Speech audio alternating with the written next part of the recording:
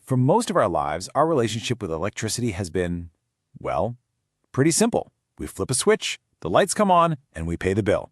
That's it. We've just been consumers. But all of that is changing, and it's changing fast. Thanks to some incredible new tech, we're shifting from being just passive users to being active participants in the power grid itself. So let's dive into what that really means. I want you to just think about this for a second. What if your house wasn't just pulling power from the grid? What if it was an active, thinking, contributing part of the grid? It's a huge question, and the answer is completely flipping the script on how we generate, manage, and use energy. And this whole revolution, it really starts right there at home. So in this first part, we're going to look at the tech that's basically turning our houses from simple energy drains into our own personal miniature power plants. Okay, so what you're looking at here is pretty much the heart of this whole thing.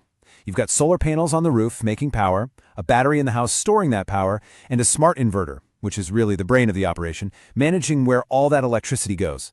This isn't some far-off future concept. This setup is popping up in neighborhoods all over the place. The key piece of the puzzle here is something called a BESS. That stands for Battery Energy Storage System. And, it's way more than just a big battery. A BESS is the whole package. The battery itself, plus that all-important smart inverter, the little genius that's deciding, moment by moment, where the power needs to go. Right, so why is this becoming such a big deal?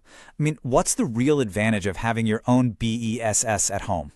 Well, it really comes down to three huge benefits. First, and this is a big one, backup power. The main grid goes down? No problem. Your lights stay on. Second, you can actually save money. Your system is smart enough to store energy when it's cheap, like from your solar panels during the day, and then use it later when grid electricity is super expensive. And third, you get to use your own power. Instead of selling your extra solar energy back to the utility for pennies, you just save it and use it yourself later. And this graph shows you exactly how it works. That green line peaking in the middle of the day, that's your solar panels going to work. All that blue area underneath it is the extra energy getting packed into your battery. Then, look what happens at night. The sun's gone, but your house keeps running. That's the red area, all powered by the energy you stored earlier. You're basically time-shifting the sun. It's amazing. Okay, so that's one house. Pretty cool, right? But now, what happens when you multiply that by thousands of homes? Or millions of homes?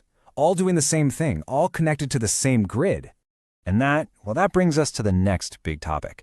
Because when millions of homes start acting like their own little power plants, it creates a massive, totally new kind of challenge for the electrical grid we all rely on.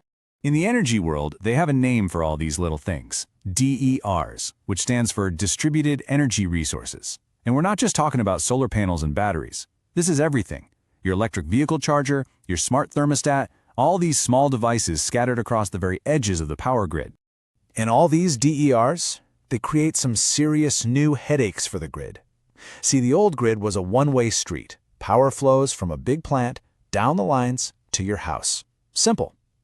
Now power is flowing in both directions. And instead of a few big, predictable power plants, utilities have to deal with millions of tiny, unpredictable sources. It causes all sorts of imbalances, like the famous duck curve, and it makes the basic job of keeping the grid stable and secure unbelievably complicated. So to really get why this is such a tough problem, we have to look at the grid's current operating system, its brain. A brain that was, designed for a much, much simpler world. That brain is called the ADMS, or Advanced Distribution Management System. This is the sophisticated software that utilities have been using for years to manage the grid. And it's fantastic at what it was built for, managing that top-down, one-way flow of electricity and making sure the system is rock solid and secure. And its mission, at the end of the day, is perfectly summed up right here. Keep the lights on.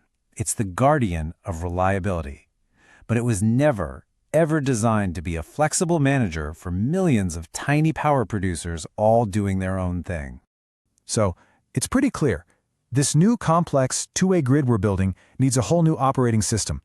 It's time for a smarter brain to run this much smarter grid. So, let's see what that looks like. And this slide just lays it out perfectly.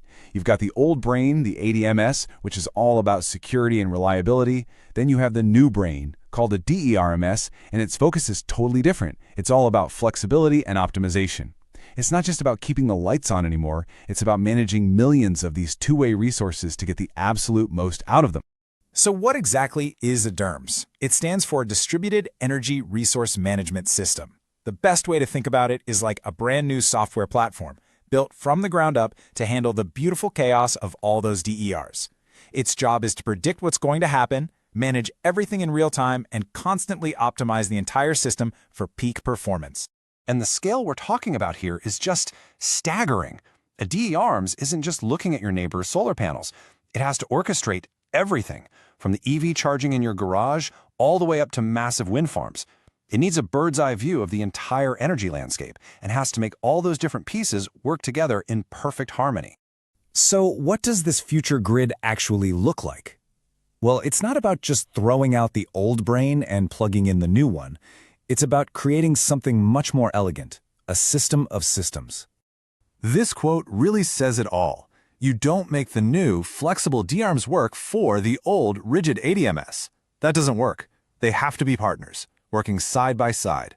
The ADMS keeps doing its critical job of ensuring reliability, while the DE-ARMS plugs in alongside it, sharing data to manage all those flexible resources. And what you get is what the experts call a system of systems. It's this incredible, interconnected ecosystem where everything is talking to everything else. The ADMS, the DRMS, the energy markets, they're all communicating and cooperating. The grid stops being something that just reacts to problems. It starts to anticipate, adapt, and optimize, all on its own. It becomes a single, intelligent network. And this really brings us to the biggest question of all. We're not just building this incredibly complex new brain for our grid to solve a technical problem. We're doing it to unlock a massive opportunity. So what does it mean for our future to have a power grid that's not just reliable, but also flexible, efficient, and truly intelligent? What does that future look like?